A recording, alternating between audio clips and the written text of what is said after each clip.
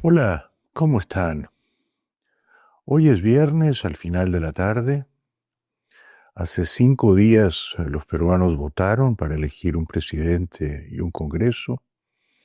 Todavía no se sabe quién pasará al balotaje a la segunda vuelta a disputarse el 7 de junio, acompañando a Keiko Fujimori, que ha sido la candidata más votada y que ya aseguró un lugar en ese balotaje. A esta hora de la tarde, con el 93,3% de los votos contados, el segundo sigue siendo Roberto Sánchez, candidato de la izquierda radical. Tiene 12,0% de los votos válidos. Pero a solo una décima de él, tercero, se encuentra Rafael López Aliaga, candidato de la derecha conservadora, religiosa, antiliberal, candidato del Opus Dei. López Aliaga tiene 11,9, está a solo una décima de empatar a Sánchez. Sin embargo, buenas noticias, al menos temporales, para Sánchez, porque ayer López Aliaga se acercó a Sánchez, llegó a estar a, 5,000 votos, y dio la impresión de que ese repunte sorprendente de López Aliaga confirmaría que al final quedaría en segundo lugar desplazando a Sánchez. Por alguna razón que yo no conozco, porque no soy un experto electoral, no sé qué actas de qué regiones se están contando, no sé de dónde provienen los votos que todavía no se han escrutado, poco más del 6%. Hoy Sánchez se alejó un poco de López Aliaga. López Aliaga, como dije, se había puesto a una distancia de más o menos 5,000 votos. Pero ahora mismo Sánchez le lleva 13,090 votos. No es nada, claro. Es una diferencia minúscula. De manera que es imposible predecir con certeza quién quedará segundo. Al comienzo parecía que López Aliaga, ¿verdad?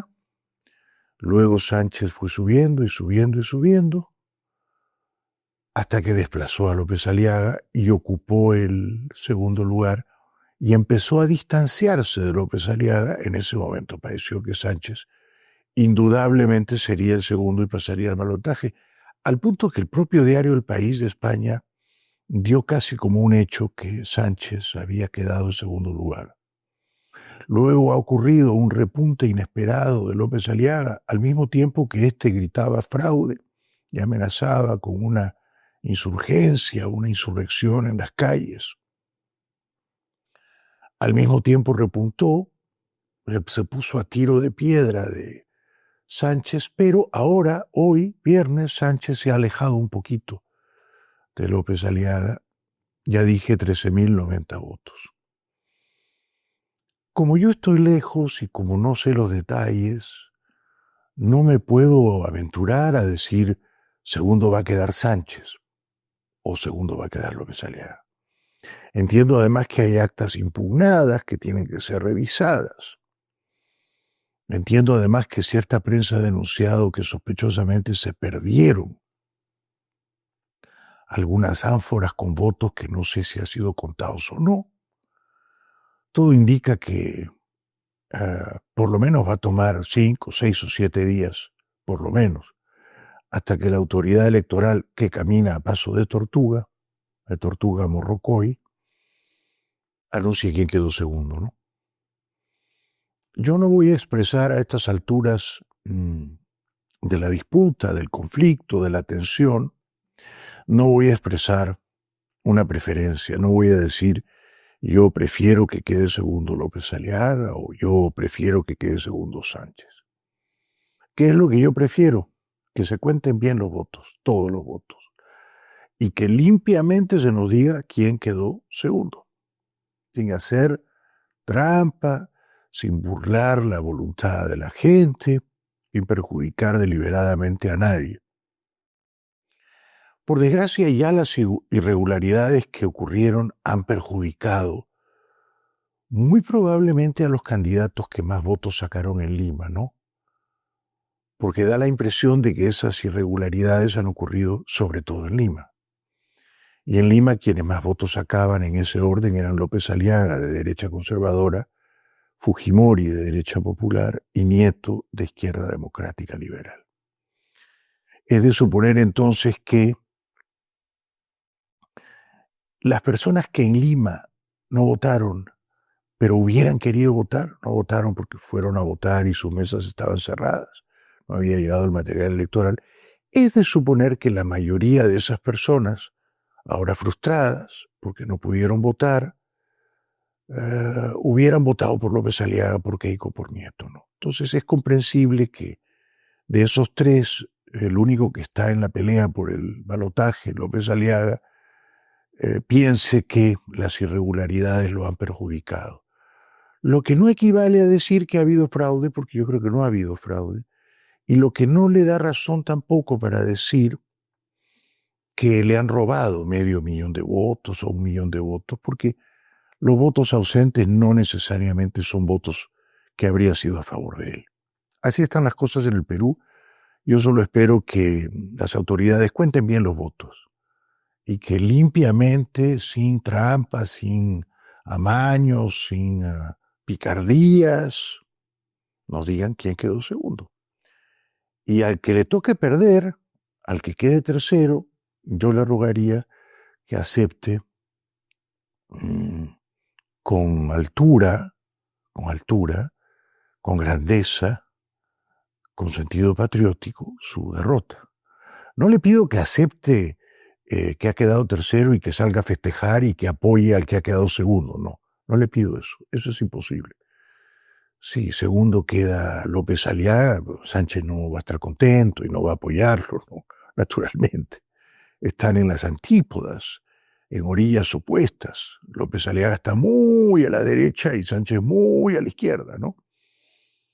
Pero si segundo queda Sánchez, le ruego a López Aliaga que se modere, que evite el lenguaje incendiario, que deje de insultar y amenazar y que procure no llamar a la violencia. Ya estoy preocupado porque entiendo que pasado mañana domingo López Aliaga convocaba una marcha en Lima. Espero que eso no se desborde, ¿no? Y que la gente actúe de una manera sensata, pacífica, razonable, con respeto a los demás, ¿no? Hay que entender que la democracia consiste precisamente en aceptar que muy a menudo ganan aquellos por los que tú no votaste o por los que tú no hubieras votado, ¿verdad? Esto es la democracia. La democracia no consiste en que solo debe ganar siempre la derecha. Eso es imposible. A veces gana la derecha, a veces gana la izquierda. Hay que procurar que cuando gana la derecha sea razonable y que cuando gana la izquierda sea sensata. Y que ni la derecha ni la izquierda dinamiten las instituciones democráticas. Pero no se puede aspirar a que siempre gane la derecha y a que solo pasen al balotaje los candidatos de la derecha, ¿no? Esto sería un poco maniqueo. Y tampoco se puede aspirar a una democracia en la cual solo ganan los candidatos que uno apoya. Y si ganan los candidatos que uno no apoya, entonces hay que salir a gritar trampa, fraude, y hay que convocar a marchas callejeras y hay que incendiar la pradera. No. La democracia consiste precisamente en aceptar que han ganado los que no te gustaban. Y entonces, entre todos, hay que tratar de que el gobierno elegido por la mayoría limpiamente llegue a buen puerto. Bueno, entiendo que es así como progresan los países, ¿no? Y a mí me gustaría que el Perú sea un país que progrese, que siga progresando. Yo soy optimista, todo va a estar bien, incluso si Sánchez pasa la segunda vuelta. ¿Por qué? Porque voy a ser franco, si yo fuera Keiko Fujimori y no está en mi intención meterme a la política profesional, no me gustaría estar en sus zapatos, quiero decir. Creo que preferiría competir en el balotaje con López Aliaga y no con Sánchez. Creo que Sánchez le puede hacer más daño a Keiko. Sánchez le va a correr desde la izquierda con el voto de las provincias. Toda la izquierda se va a alinear con él. En cambio, López Aliaga, yo creo que en los últimos días, con sus declaraciones tan groseras, tan destempladas, tan vulgares, se ha desdibujado mucho. Yo creo que se ha desdibujado mucho. Y entonces se ha corrido tan a la extrema derecha procas que ha dejado a Keiko Fujimori en una posición conveniente para ella, ¿no? Keiko ahora, por comparación con López Aliaga, parece una persona más moderada, más conciliadora, más razonable. Y a mí no me sorprendería que si ambos disputan el balotaje, una parte no menor del centro, de la centroizquierda y de la izquierda, terminen votando por Keiko simplemente porque el otro, López Aliaga, les parece peor. Esto en cuanto al Perú. Y veremos si Sánchez mantiene la ventaja de 13.000 votos, si la expande, si se aleja un poco más de López Aliaga, o si en estos votos que faltan por contar y estas actas que han sido impugnadas y que habrán de ser revisadas, López Aliaga obra el milagro y queda segundo. En cuanto a la guerra en Irán, las noticias son positivas. Según Trump, Irán ha anunciado que reabre el estrecho de Hormuz.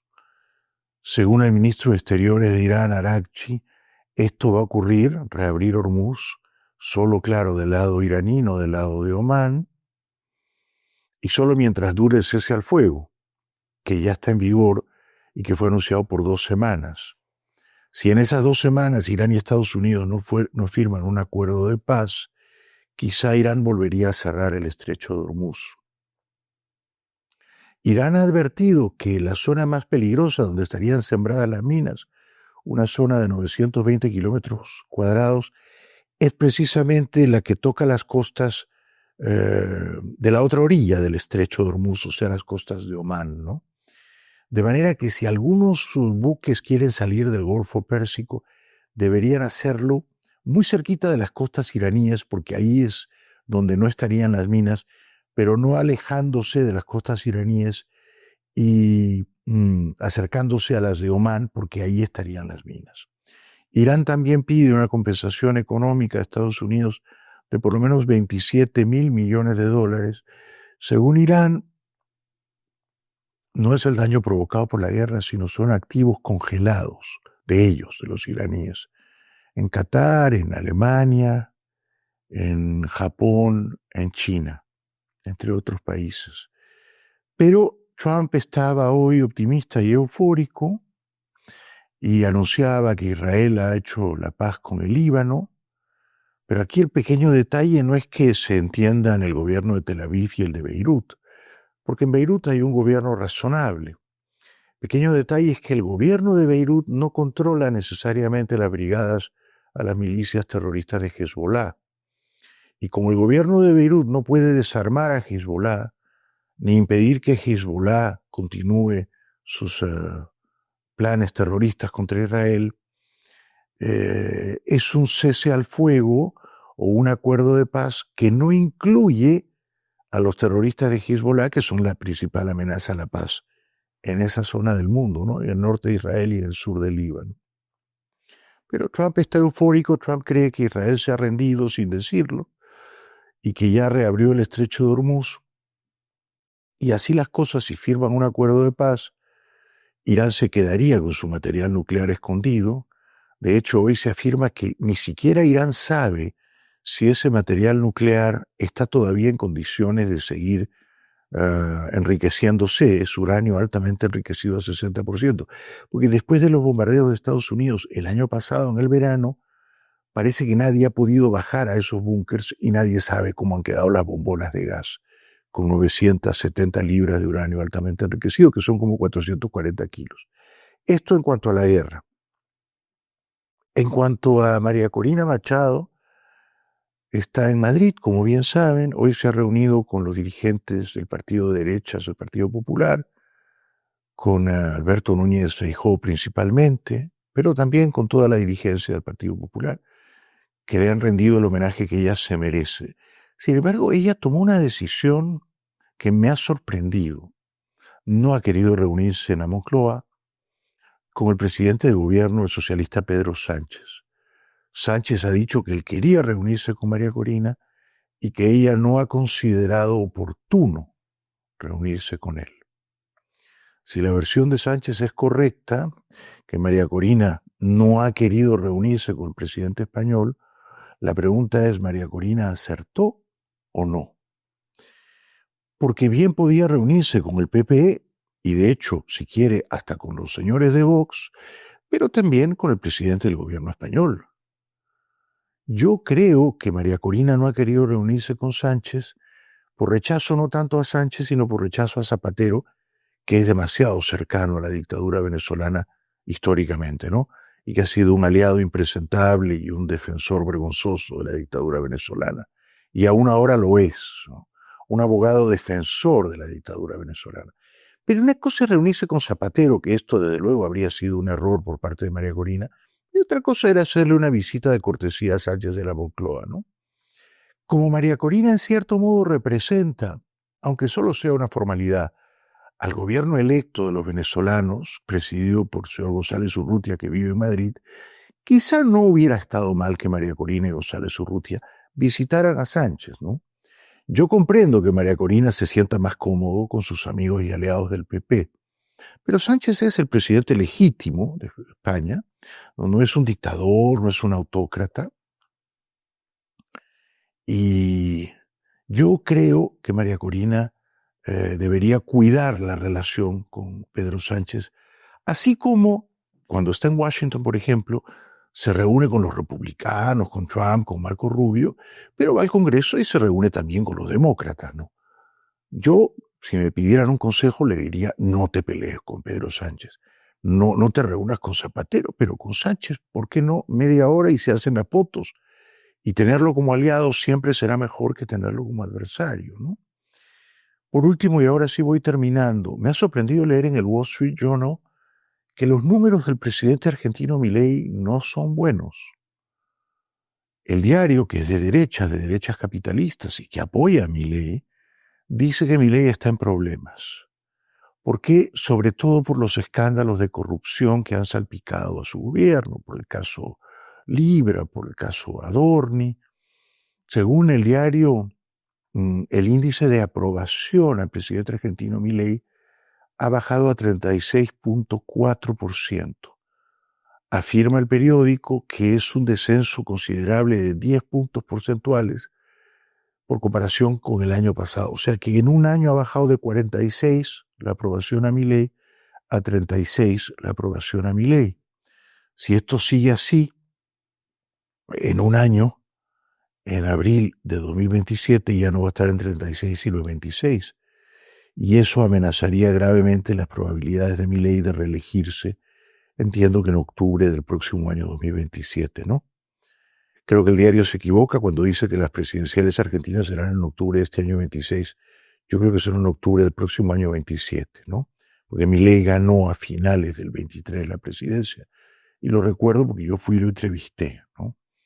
Entonces, más vale que Milei aclare bien estos escándalos de corrupción y trate de limpiar su imagen, ¿no?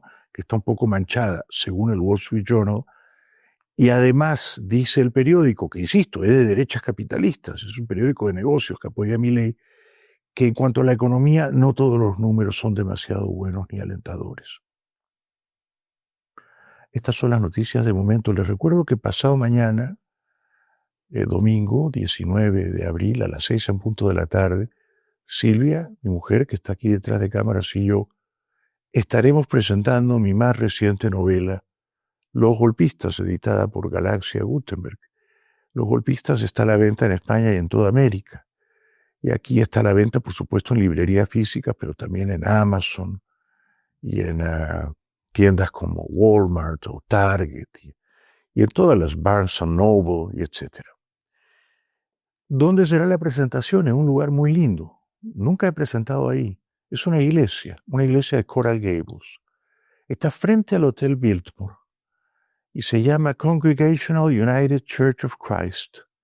Ahí estaremos Silvia y yo a las 6 en punto de la tarde este domingo. Voy a hablar sobre esta novela, sobre Los Genios, la novela anterior, sobre mi carrera como escritor, responderé algunas preguntas y luego firmaré libros y nos haremos fotos.